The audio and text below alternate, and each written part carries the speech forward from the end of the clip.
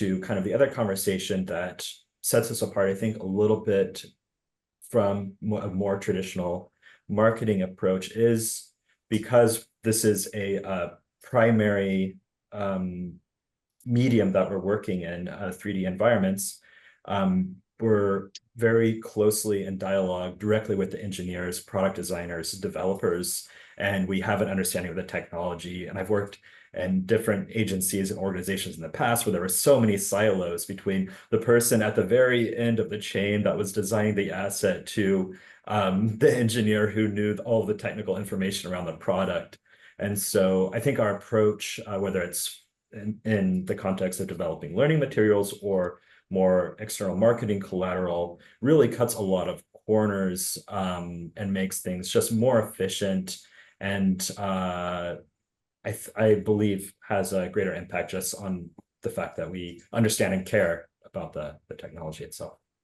One interesting thing, and this kind of goes into back to the digital twin conversation that we're seeing a lot happening really just the last couple of years, is the use of Unreal Engine, which is the game development platform. I don't know, Fortnite is one that has been made with this engine, and it's being used to create virtual environments that you can create, basically like first-person flyover aerial experiences that can be. You can create videos, of course, in animation sequences or just still renders, but you can also create more immersive environments. I mean, think in terms of learning, specifically kind of mission critical moments, simulating environments that, or layouts that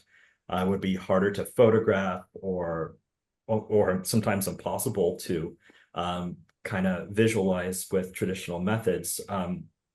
It allows, just a lot there. But then also for trade show applications, you see more and more interactive kind of displays that serve as conversation pieces that go a little bit further sometimes than just having maybe one part of a product of a larger system.